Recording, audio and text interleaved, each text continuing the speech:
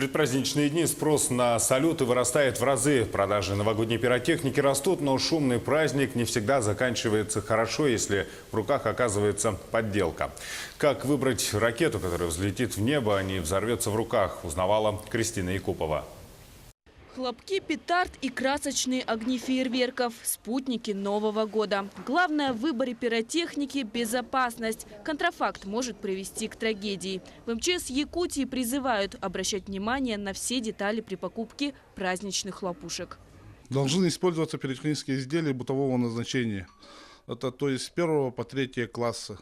Обращение с которыми не требует специальных знаний и навыков. Пиротехнические изделия подлежат обязательному подтверждению их соответствия установленным требованиям в форме декларирования, соответствия или сертификации.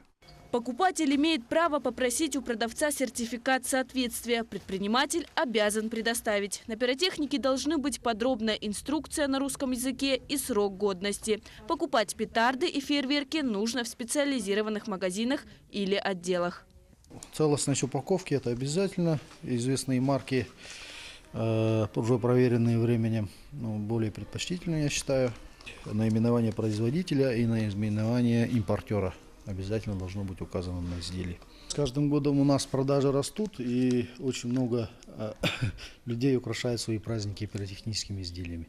Прежде чем запускать фейерверк, следует запомнить несколько правил безопасного поведения. Запускать фейерверк следует на заранее выбранной площадке, соблюдая безопасное расстояние. Заранее внимательно прочитать инструкцию на пиротехническом изделии и соблюдать ее. Поджигать изделие с расстояния вытянутой руки. Никогда не запускать фейерверк с рук, ну и не направлять фейерверки в людей.